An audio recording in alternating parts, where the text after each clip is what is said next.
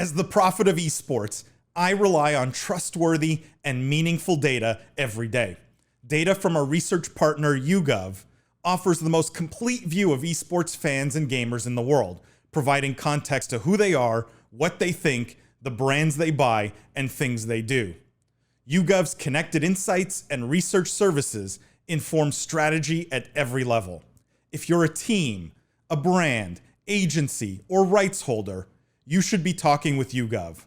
Their partners measure and maximize ROI and are telling compelling stories with data. Visit yougov.com/gaming-esports to learn more. Let me just throw out the first stat. The first stat's kind of generic, and I think no one's going to be surprised by this. But 50% of people in the US 18 to 34 say they're either diehard esports fans or they watch gaming streams. Is anyone surprised 50%? Yeah, 50 of 18 to 34 in the US either consider themselves diehard esports fans or watch gaming streams. Anyone shocked by this? I was surprised. That's a big number. That's shocking to me. I don't know. 50 is a huge number. Half? Diehard, right? Or they're watching like streams, Twitch, etc. I guess there's room for interpretation on the question. You know, I hang out with a lot of 14 to 18, and so it's much higher for me, so that seems low to me. But yeah, I mean, if I'm looking at the 25 to 34 range, I guess that evens it out. Yeah, I suppose. Yeah, I guess. It's just crazy to hear. I guess it makes sense, really, considering everything that's been happening in the past year, like how popular Warzone is, like in all of these other games. Like, it makes sense, but just to hear it, I guess, from a statistical standpoint is ridiculous. 50%.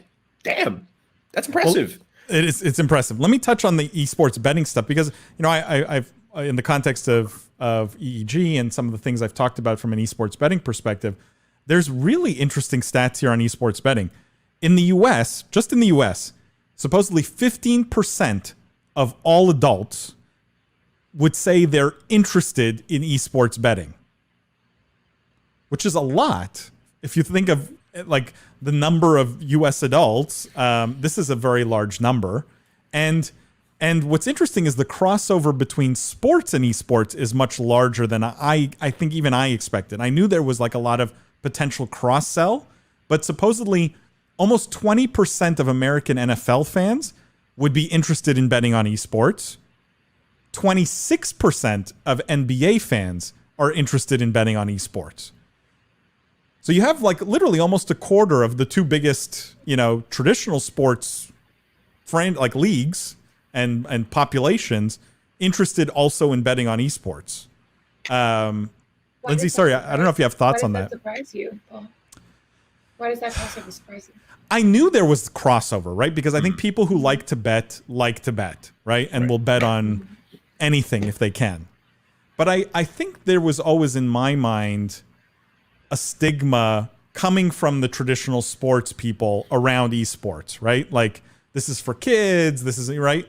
Definitely. And to have a quarter of the betting population of these two huge traditional sports say, hey, I would also bet on esports.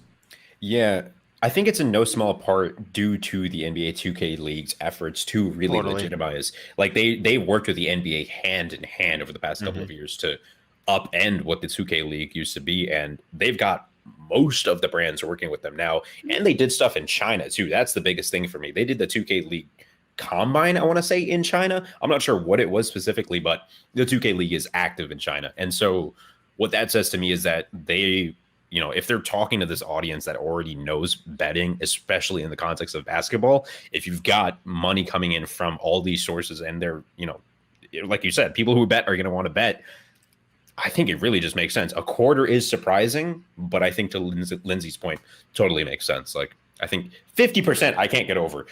Quarter definitely makes more sense in my books. Well, so let's run this down a bit further. If you look at esports fans, so let's narrow the population from all adults just to people who consider themselves esports fans.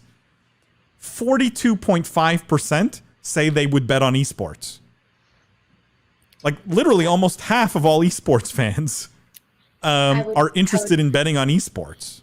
Right, but I would also be interested in knowing like how many NFL fans bet on the NFL. But that Lindsay, I was wouldn't just you gonna guess? say that, yeah. But wouldn't you guys guess that number may be smaller? That the Much total smaller. number of people. It's a little weird to me because yeah. in my circles, like, knowing all the people that I know in esports and gaming, I just don't know anyone that's actually ever bet on esports ever. Like they've bet Counter-Strike skins for stuff like that, but not money to bet on a specific game. So I believe the numbers, but Right, but it's also hard. There's not like Yeah, office right. pools for esports tournaments right now. Right. Like, Right. I just Yeah. right. Yes, Right. yes. The more access that's out there, like people, I would imagine that people are imagining similar scenarios in March Madness or the Super Bowl or whatever, where it's extremely easy to place a bet. Whether that's like a neighborhood. I mean, my mother-in-law does those little scorecard things every year where it's like $20 to enter or whatever. And if you have a 7 at the end of the quarter, you win. I don't know. When those kinds of things become more accessible, when people decide what medium to watch these on and it's consistent, when there's a league that has set rules or that people can follow very easily on a familiar medium, looking at you, Overwatch League, your exclusivity with YouTube. When all of those things happen, when the accessibility raises, I think that people can absolutely imagine. I don't think people are imagining doing it right now in the way that you might think. I think people are imagining the ease and accessibility with which they can bet on other things or have seen other chances to bet and saying, oh yeah, I would do that for esports, provided that there's an opportunity. So also to your earlier point, Lindsay, the fact that like we don't currently know what the percentage of football, for example, enthusiasts bet on football comparative to the entire football demographic. Take that to esports here and see how large it is, especially with 2K. I think that's just a cry for soccer, for every industry to follow the basketball and 2K's, to Jimmy M's point, to follow their success and their partnership and what they've done, right? If they converted a quarter, or at least if they were interested, a quarter of all fans to bet in that field, why wouldn't every other sport do the same and say, hey, I already think everyone should have followed the NBA and 2K because how successful they've been, FIFA in particular, and in soccer, but traditional football, but yeah, I would love to know what percentage. Oh, no, please cut me off. Go for it. The sports, well, it's just the sports thing, and the quarter of NBA and the fifth of NFL players. That doesn't surprise me, not because the NBA in particular has been spectacular about incorporating esports, and even the players themselves are super into it. But I don't see that as the driving factor for people being both NBA and esports fan. I see it more as an age thing, because with baseball, the average person is like 60 years old, and I bet the crossover there is like 3%. But like kids grow up with esports and they grow up with the NBA. Like it just, you grow up playing 2K too, like exactly. Like all of my friends played 2K and watched the NBA. It just to me, I see it more as a generational shift, and the fact that NBA and NFL have managed to maintain their audiences through generations, whereas other sports I think have failed miserably. And that's why I see that crossover happening. No, I mean, you really raise a great point. In baseball specifically, how much do you think baseball and overall Sony may have shot themselves in the foot by creating MLB, the show, to be exclusive to the PlayStation console? Like, would it have been bigger? Would its cultural impact have been bigger? Right? Would people be betting now on MLB, the show matches, if they were able to play them from a younger age? I don't know. It's just like they had the perfect storm of things going against them in the terms of baseball, whereas the demographic was old, no one was able to play the games, and it just kind of disappeared.